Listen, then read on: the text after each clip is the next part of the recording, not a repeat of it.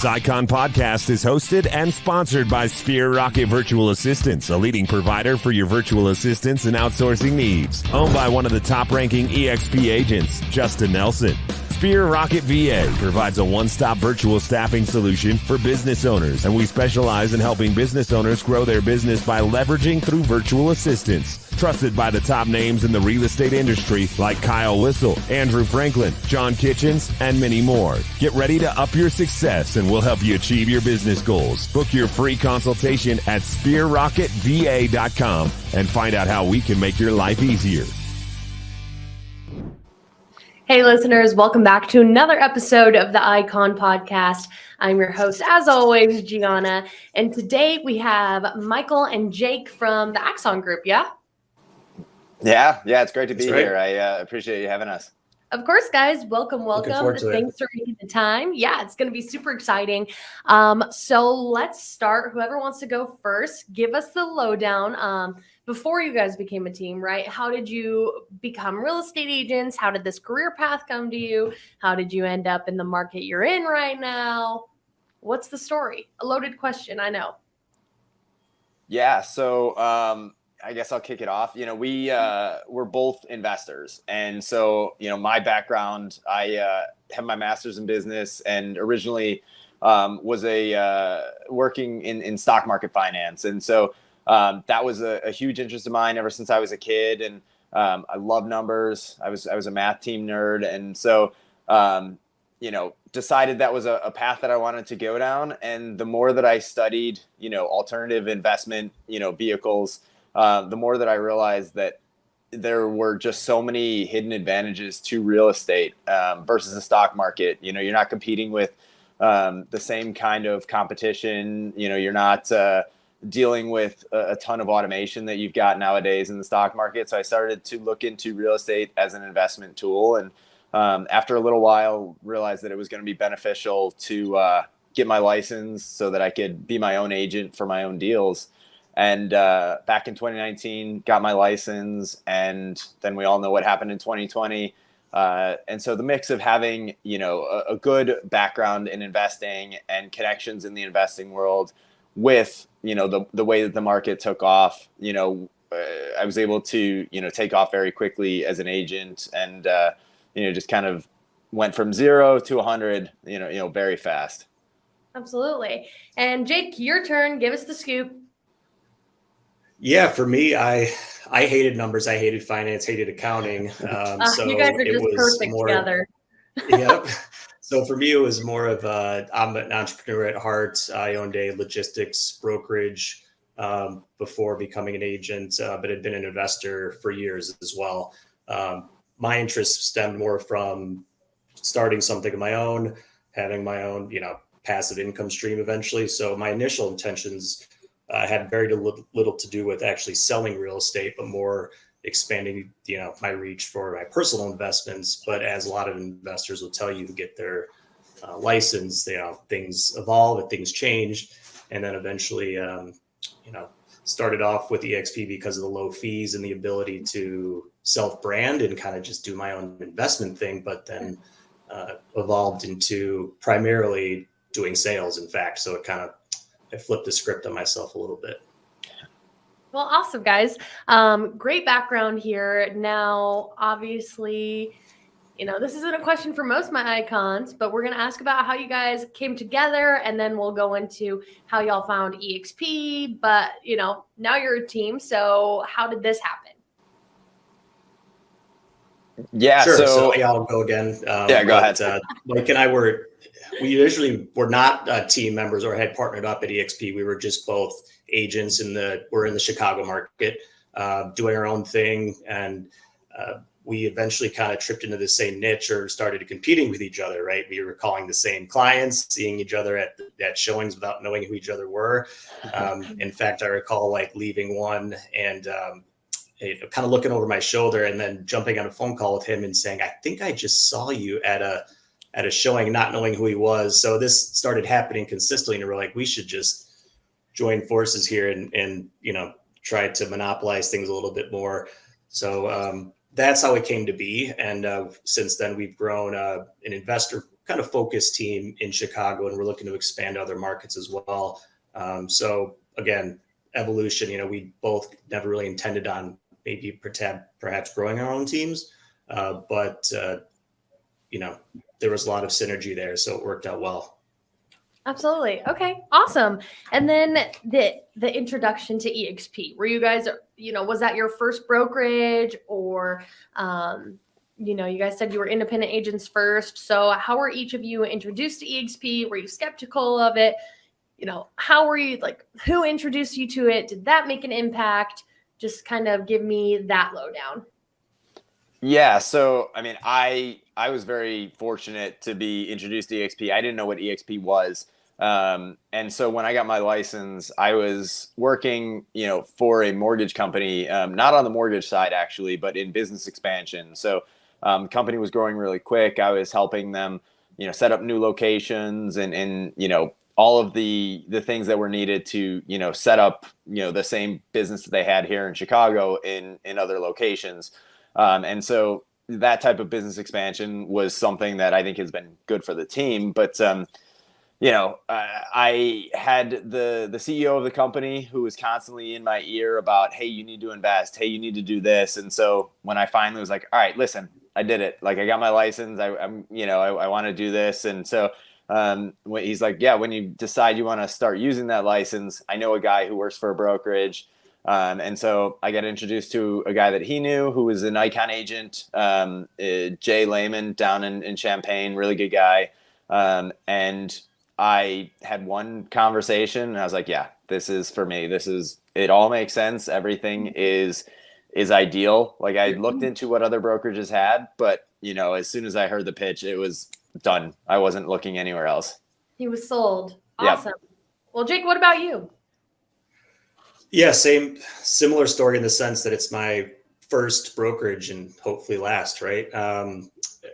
I got into it because one of my best friends was an agent at EXP, had been with a local competitor in Chicago for a long time. And when I had sold my logistics company, was getting into real estate and investments, I found myself constantly giving him referrals. And I think I counted one over 10 months, I gave him 8 or 9 referrals. And I'm like, this is enough. I need to get my license at least and capitalize on these.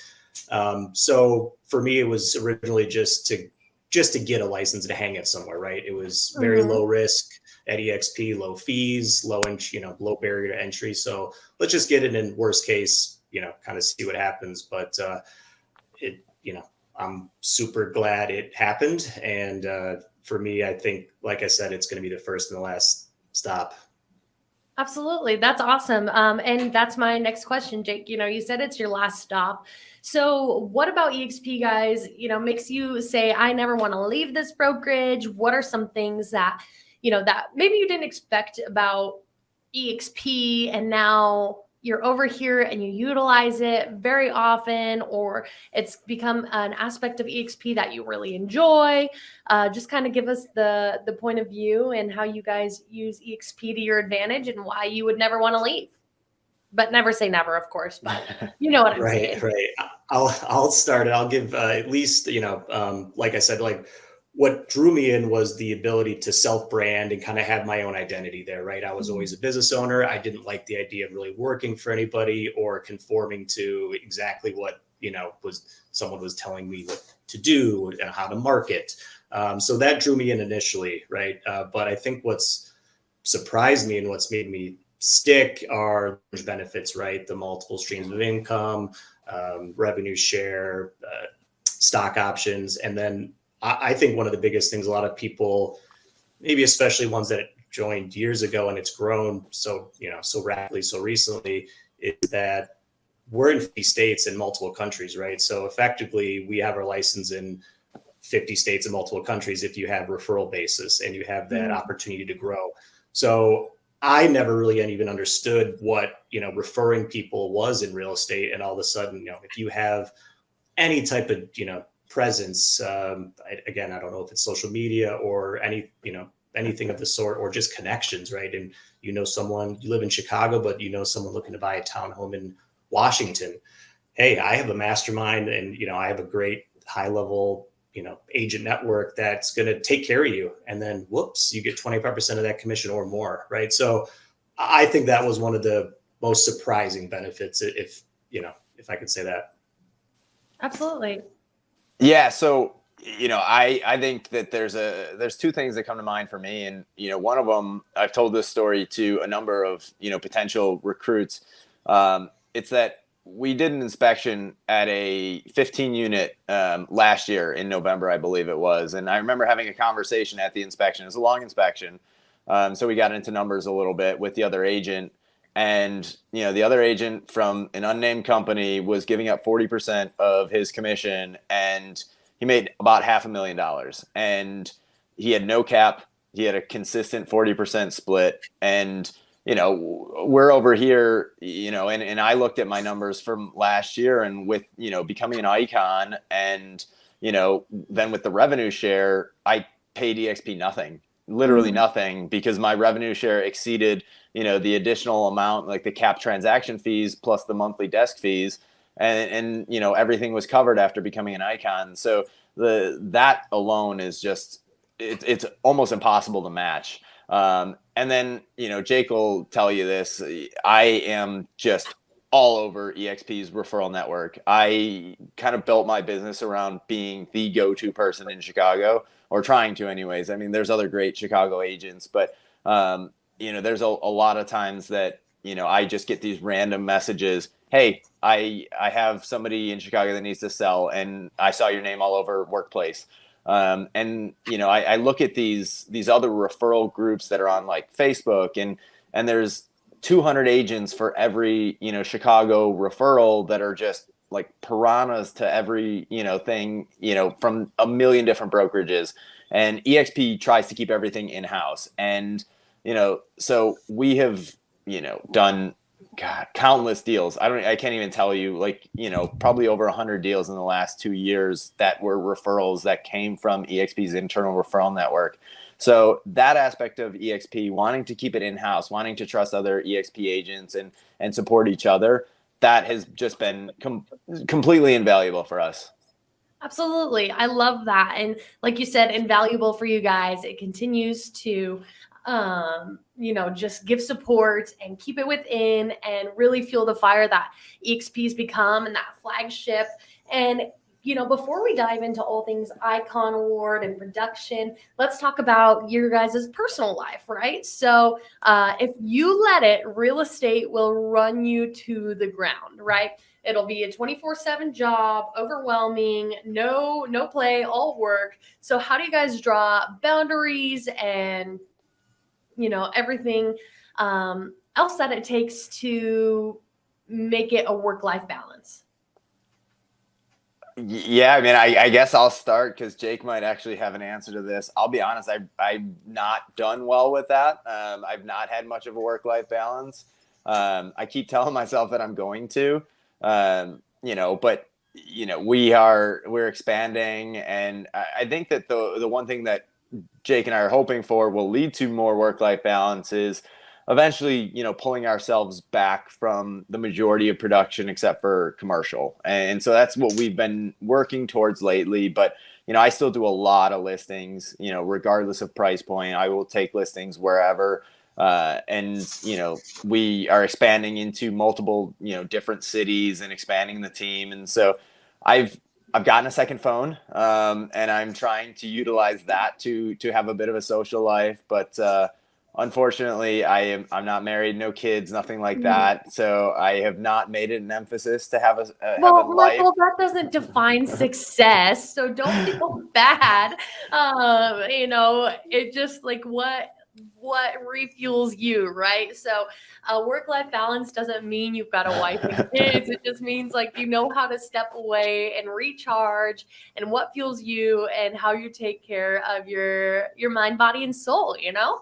Yeah, and I guess the only thing that I do well, and Jake will tell you this, probably be one of the first things he tells you is I take a lot of phone calls at the gym. So I do make sure that I get to the gym every single day, and I get my workouts in, and I do answer emails and get on calls in between, sets and reps at the gym. So I am very fortunate to have that. But the work-life balance is a work in progress for sure. Yeah, absolutely. And Jake, and you know, that's okay. Hold on, Michael. Let me reverse. It's in progress, right? So it's something that's constantly evolving for the situations that you're in. And I feel like a lot of people feel the pressure to just have the perfect work-life balance, but nobody really does, right? Because I'll admit, you know, I go to work, but my life balance is definitely more favored by me, right? Going out and going to the gym and when I could focus a little more on work sometimes. So nobody has it perfected, but you've just got to kind of find your perfect balance. So don't feel bad. I feel like you're going to like call a therapist after this and be like, oh God, Gianna made me if you feel love bad what you about my do, you don't work-life work balance. if you love what you do, you don't work a day in your life, right? So Mike loves what he does, Right. all There you day, go. every Good day. point. Well, good. Well, Michael, I'm glad. That's a great point, Jake. Now it's your turn. You know, what's your work-life balance look like? How do you keep it all in line and create routine there? Yeah, again, I work a lot, but I think the type of work is different, right? Like, we're working a good amount of time technically, but I come from owning an office and being in an office and owning a company with a bunch of employees, and it's a different type of work, right? So it's not about like, 100% time blocking and having complete disconnection from work. It's just a different type, right? Because you can work from home and still kind of be enjoying what you're doing, right? So I think that's a big part of it, right? You don't have to necessarily separate completely. But personally, I think it's important to, understand delegation, right? Mike and I have had some success with bringing on, administrators and passing off some of the work and focusing on, high level tasks, right? So I think a big part of, a lot of what people should do, especially agents, is understand like the value of their time, right? Assign a number to yourself hourly, right? Understand what your hourly worth is your work worth. And if you can get it done for cheaper, pass it along, pay someone else to do it, right? Delegate it to a team member, give them a listing that, or a showing or whatever it might be that, takes an hour of their time, but yours is better spent doing, if that's something with your family, great. If it's doing, prepping for a different type of appointment or a higher value client, you should do it, right? Don't take on too much. So I think at the end of the day, whether it's like, it's not necessarily a personal practice, but I look at, my time, I value it highly, right? So if I can get someone else to do it for less than that number, I do it. Awesome. No, that's a great point. Leveraging out the work that you need to be done, because Skyly, I don't have her quote right in front of me. Oh yeah, I do. So this is just kind of like a gist of it, but she said, you may be the best at what you're doing, like social media, transactions, whatever else, but are you the best if it's not getting done? Right. So if you're leveraging stuff like that out, posting on social media, doing some marketing, following up on leads, you're going to get so much further with production and increasing your business growth. And so it takes me back to a hill that I will die on, is that you have to spend money to make money. So whether that's with VAs, hiring admins stateside, an assistant, whatever that is, you will be surprised. That's $30,000 coming out of your pocket. That's obviously going to be cheaper and different for virtual assistants, but that's 30 grand, say for example, to have stateside assistant. And then, how much more money are you going to make off of that based on the tasks that you're delegating off, the more listings that you can attend, more phone calls you can take, etc. Yeah. 100% agree, Brett. Yeah. And I think that's something that, I struggled with early, and Jake was actually a little bit better at than I was. And, as soon as we did, bring somebody on, I wasn't spending 3 hours every single night, working on, our transactions and the paperwork. And all of a sudden, I was able to look for properties for, higher level clients. And, there's just so much more that you can do that you didn't realize you weren't doing when you delegate some of the smaller tasks. Absolutely. And, delegation, it's okay to do, leverage it out. That's the key to success, especially in this industry. And guys, let's talk about the Icon Award. It's why you're here, right? So production is typically hitting your cap and then 20 transactions after that.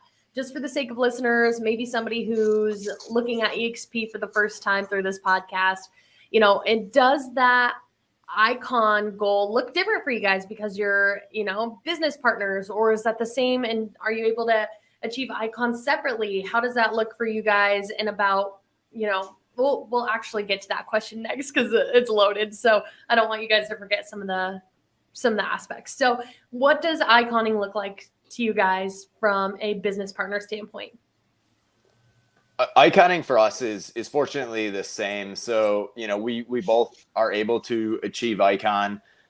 We both, split all of our deals. And so, when Jake puts a big deal under contract, or when I put a big deal under contract, we're both counting towards icon the same. And so we're pretty much achieving icon in the same amount of time every single year, which is good. And so it's been good for us. It's good because, I think that with the level of production that we're fortunate to be able to do, it's something that has become just part of the process for us, but it leads to a lot more. And one of the things that I realized very early on is that I was pretty skilled at working with investors. I knew how to talk numbers, but it became 10 times easier for people to, want to hand me referrals when I went on Workplace and put that icon next to my name. And so it's become kind of a self-perpetuating thing where, you work to become icon, and the work is just about the same every single year, but the status of being icon affords you a lot in this company, and it affords you a lot when it comes to recruiting as well. I think that, the fact that I can tell people, hey, I, was not a real estate agent. I joined EXP and I became icon in, just over a year. That leads me to being able to bring on a lot more people. Right. Absolutely. And Jake, what's your point of view of it all? Yeah, similar. I wasn't joining EXP knowing or expecting to cap or become an icon or counting on that, right? It's just kind of another thing that EXP offers that's just a icing on the cake type of thing. It's like, oh, wow, now I get my $16,000 cap back. That's a bonus and not an expectation, right? So I think that's, EXP does a good job of, and I think, that's a lot of credit to the upline that brought me on, is they weren't overselling it, right, and under delivering. It was like, hey, if you hit your cap or you hit icon, then good, and for us, again, I think it's also been just a little bit of a self measure, right? And it sounds like, and if I'm not mistaken, about the top 2% of agents at EXP hit icon, right? So it goes to maybe show you that you're going in the right direction, and, telling your clients and telling other agents that you're in the top 2% of a really big company is helpful nonetheless, right? So it's a bit of a bragging tag, but at the end of the day, it feels good. Yeah, absolutely. And so my next question is going to be, production wise, how many houses do you guys have to sell to cap, right? So you said one of your strategy points was one of you was like right in the heart of the city. The other was in the suburbs. So what does the price differences look like on that? About how many homes do you have to sell to hit your cap? Obviously the 20 transactions following. Yeah. I mean, it's interesting because it depends on, what kind of cycle that we're in.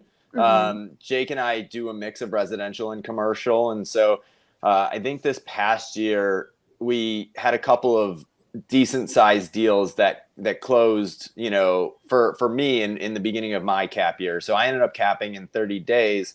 And I think that the average price point over that first 30 days was, probably close to 500,000-600,000. But our trailing average, or at least, my trailing average for the last 2 years, is somewhere around 350 to 400,000 for an average home sale. So we're looking at anywhere between 10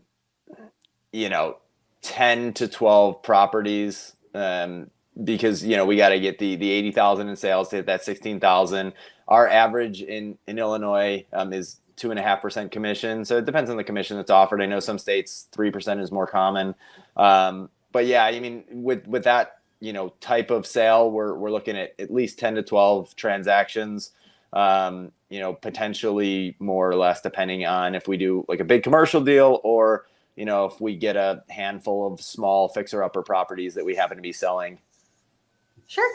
Awesome. And Jake, I think both us and the team, we mostly take the quantity versus like the luxury route, right? I think we're usually capping and hitting the icon mark due to volume versus, you know, one giant $5 million deal or something. So for us, it's just keeping the pipeline pretty full, not focusing too much on, hey, where we are we at in the year. It's just keep going and count on it. Good things will happen type of approach. No, and that's smart too, not turning down a transaction because, you know, how bad would it suck to hit your cap and then you're at 19 transactions and your year's about to end and, you know, you passed on some dude that wanted to buy an empty plot of land, like just something like that.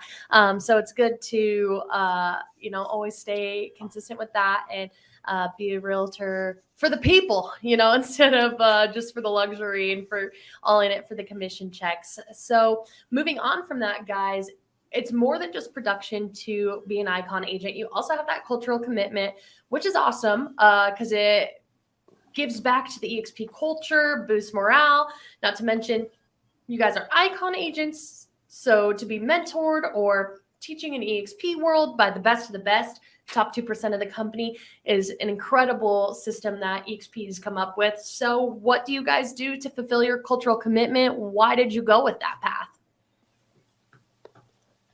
So I think we're both mentors. I'm definitely a mentor. I believe Jake is as well, but he can expand on that. But yeah, I went the mentor route, and EXP is kind of switching things up this coming year, which I really do like. Is, you know, we're switching over to this point system where we can fulfill our cultural obligation through a number of different ways. And so, you know, doing some of the icon presentations and a number of different ways that we can give back to EXP is, you know, great for us. And then it's just genius by EXP, you know, incentivizing people to, you know, help them out. I mean, there wouldn't be the capacity to, I don't think, train this many new agents if there wasn't this really cool hidden incentive for what we get for being a mentor as an icon.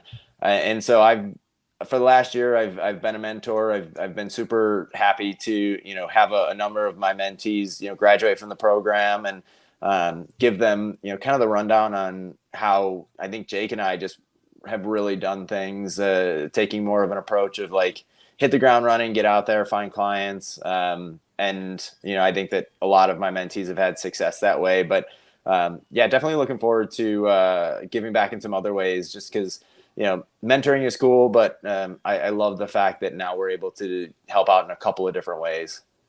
Absolutely. I love that too. And the mentorship, teaching, even vetting other icons, there's a lot of options for it. And you guys were both as shareholders, yeah? Yeah. Yeah. So they introduced like a new point system. So that'll be interesting to kind of see how that plays out and how different people, you know, kind of add up those points and, you know, what avenues they're going to take for that. But Jake, how do you fulfill your cultural commitment? Same. In the beginning, it was all mentoring. And I think there was a nice win-win situation there because it fulfilled that need, but it also, you know, kind of thrust me into the practice of training and vetting potential team members, right? So a lot of my mentees and eventually joined the team.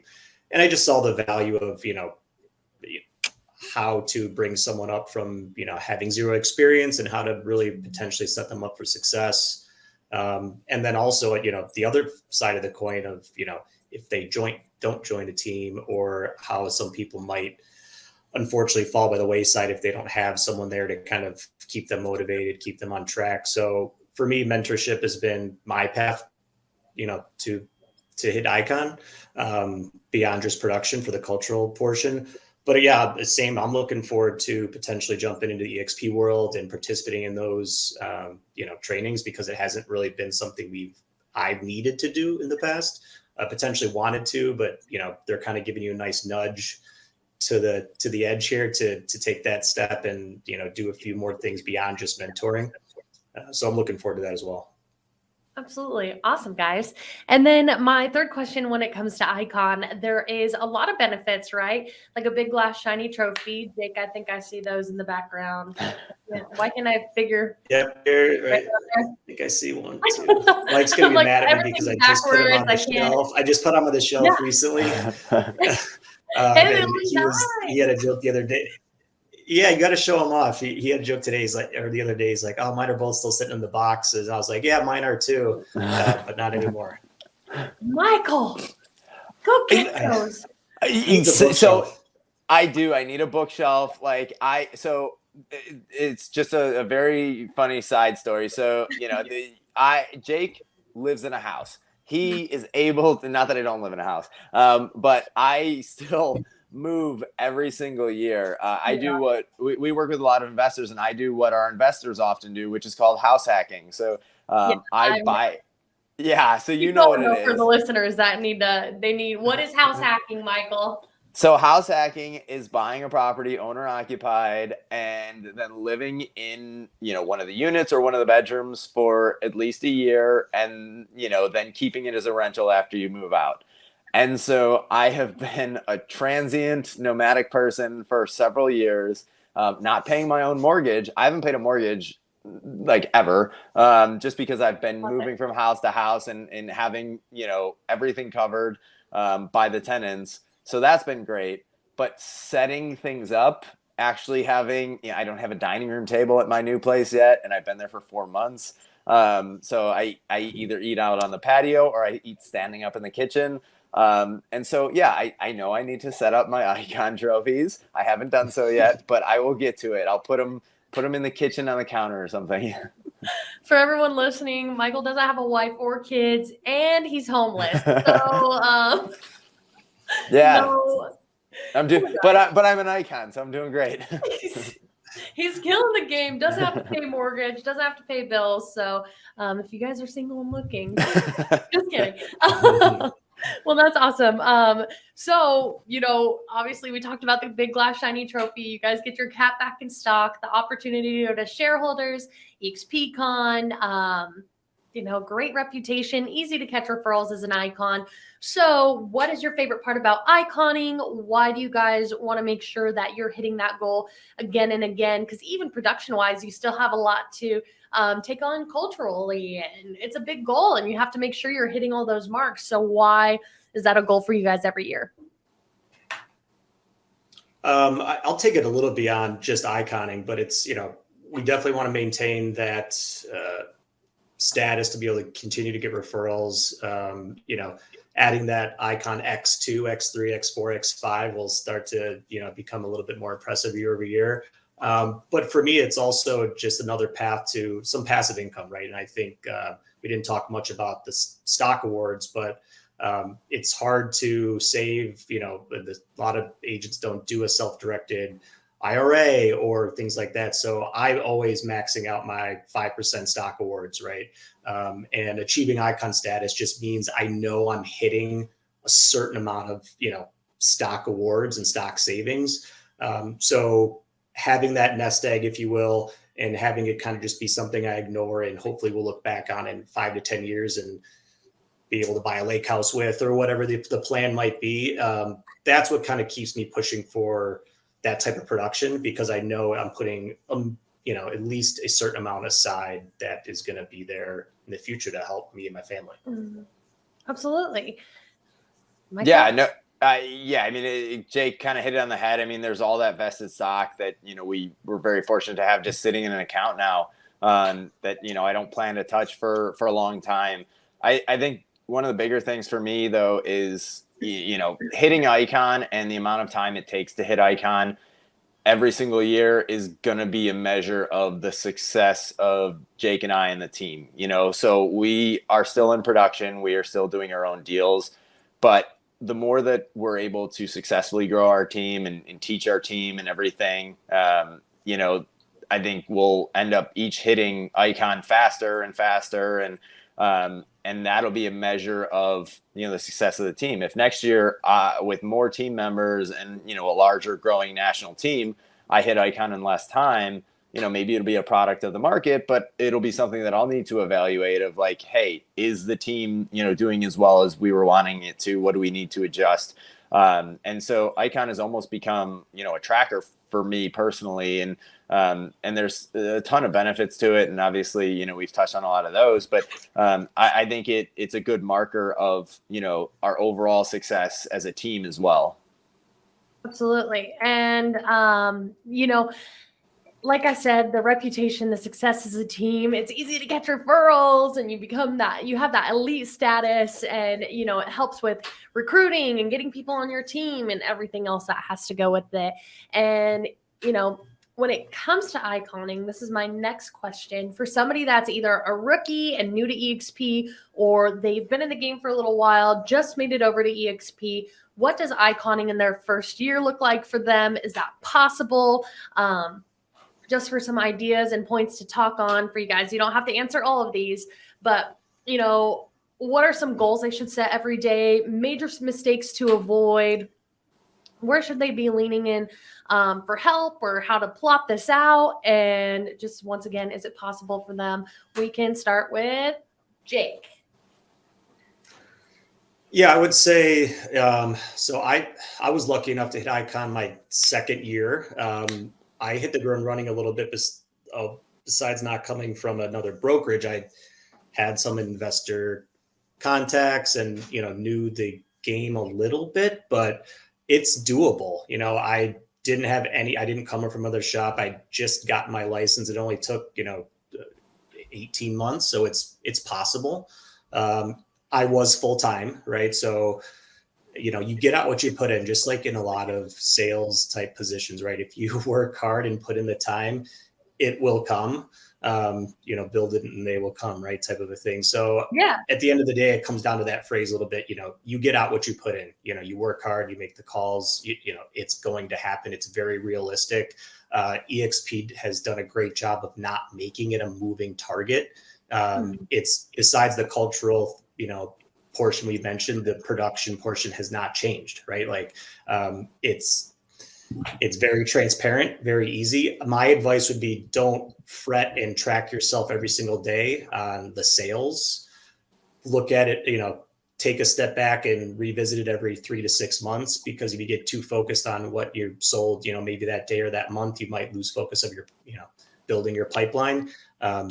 It'll just naturally start to hit, right? So for me, it was less about, what did I do and what my KPIs today, versus let's just revisit and make sure I'm hitting some type of minimum number every 3 to 6 months and focus on just selling. Absolutely. Yeah, I think Jake is kind of spot on with something that he was, talking about, and I want to hit directly is like, lead generation. So that for me is like the biggest thing. And I do the same thing. I couldn't tell you how many deals that we've done so far this year. I honestly don't know. We don't really look. We just want to make sure that, we'll look at the end of the year, but we want to make sure that every single day we are lead generating. We know our lead gen sources. We track them through our CRM. And I think that's one of the biggest things that, rookie agents can forget about. There's, if you've read The Millionaire Real Estate Agent, one of the things that is talked about in that book is that you need to spend time every single day lead generating. Every single day. You cannot take time off of lead generating. Even if you've got more leads than you can currently handle, you need to continue to lead generate every single day. And so we are doing that every single day. We are looking for new leads, new lead sources. We are, sourcing leads from more lead generation, sources than we can find. And for us as team leaders, and having the amount of people, I think we've got somewhere around like 20 people on our team here in Chicago. And we're, like we've talked about, we're expanding into other areas. Every lead is a good lead. We need to keep the people on the team working. We need to keep their pipelines filled, and they're not all going to be good leads. We get leads from back end paid referral lead gen sources. We pay out front for different types of leads. We have, I have a big sphere of influence, from, things that I've done in the past. And so, that has been beneficial for us. I go to the gym and I talk to people. Like, every single way that you can lead generate, you have no idea what it could potentially turn into. I played rugby for 18 years. I sponsored my rugby team for $500 last year. We got a $650,000 sale and a $1.1 million buyout of one of my teammates.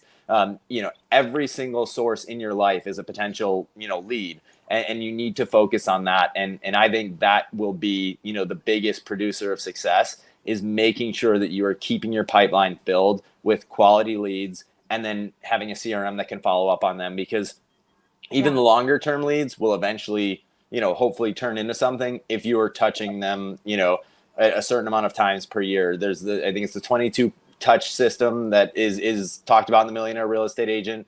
But whether or not you follow that to the T or you have your own, way of following up, you just need to make sure that you're staying on top of these. And eventually people have real estate needs. Like everybody needs a house, everybody needs somewhere to live.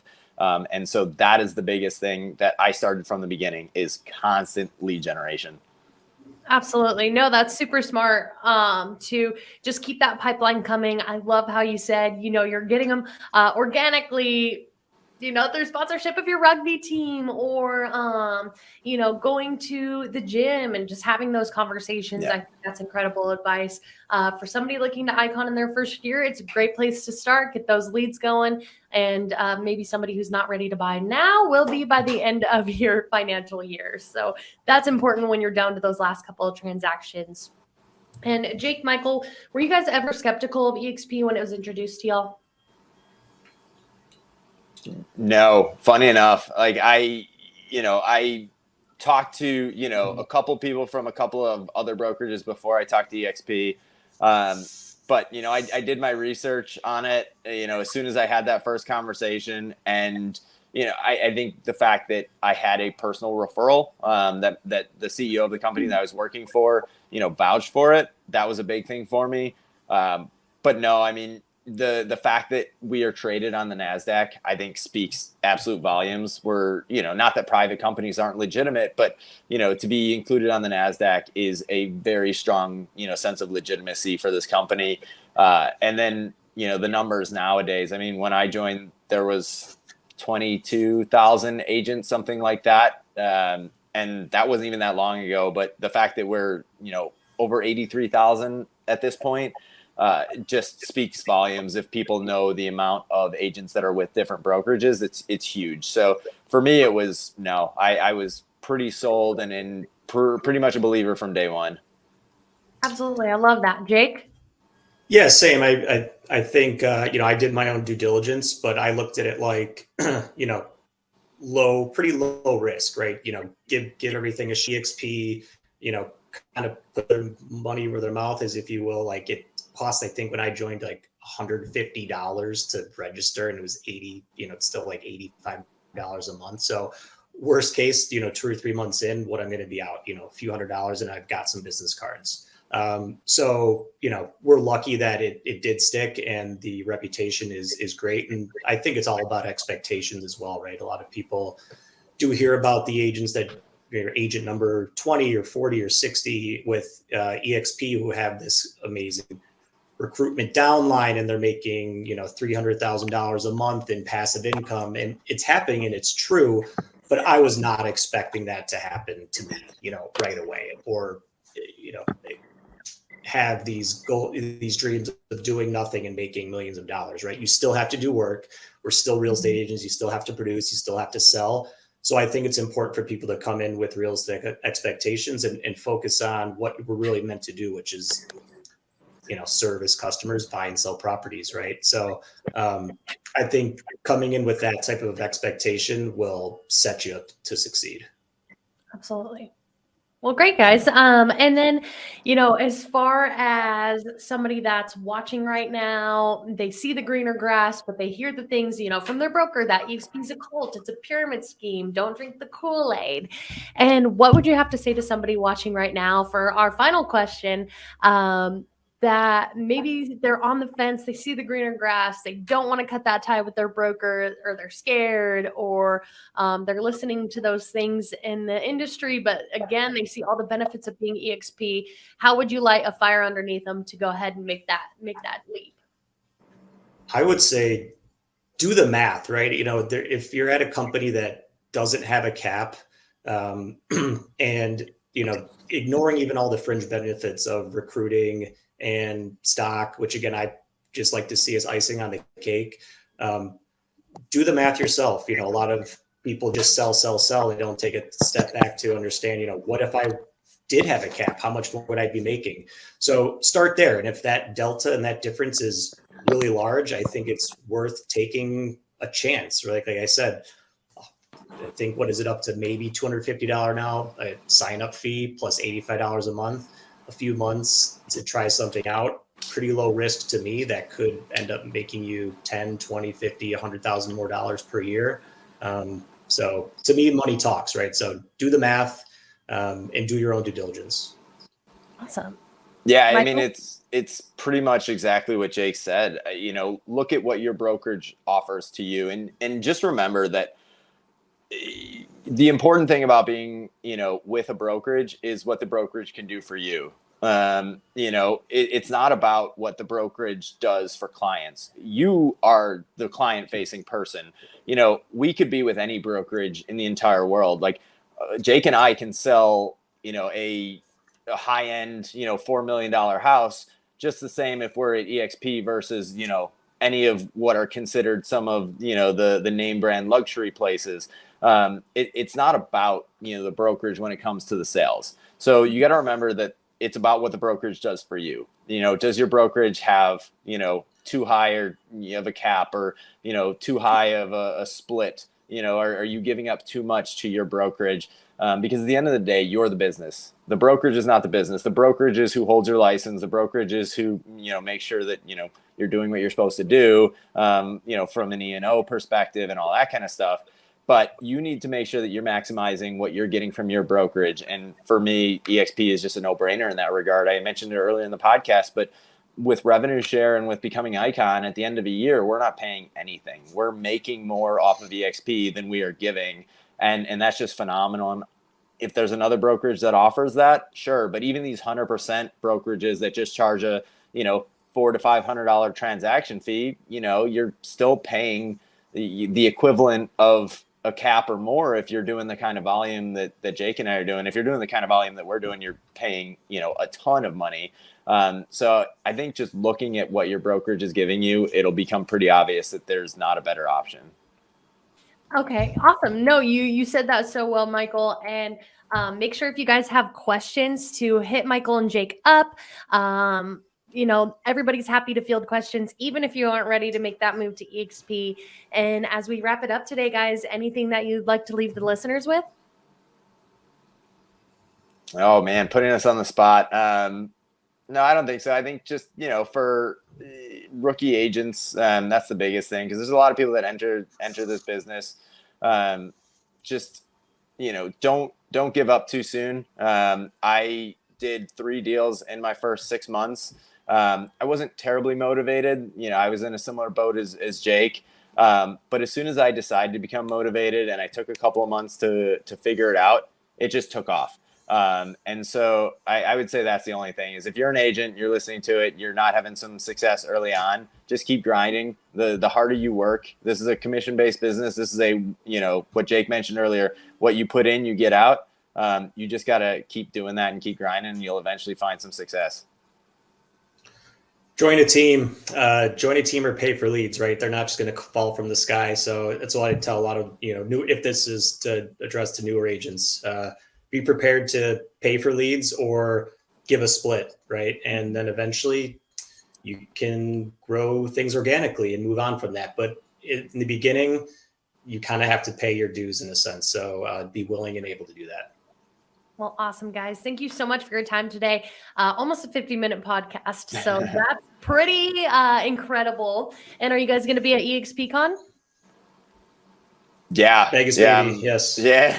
Awesome. Well, I plan on seeing you guys there. Looking forward to it. Thank you so much for your time, and talk to you guys soon. Thank you for having us. Appreciate it. Of course, guys. Bye. We'll talk to you later. Bye-bye. Bye.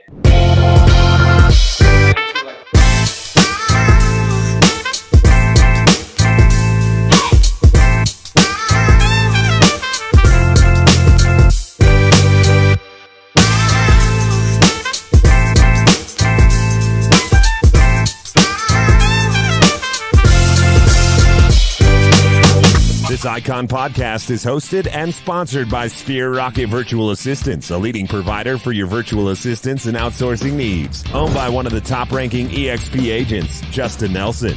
Sphere Rocket VA provides a one-stop virtual staffing solution for business owners, and we specialize in helping business owners grow their business by leveraging through virtual assistants. Trusted by the top names in the real estate industry like Kyle Whistle, Andrew Franklin, John Kitchens, and many more. Get ready to up your success, and we'll help you achieve your business goals. Book your free consultation at sphererocketva.com and find out how we can make your life easier.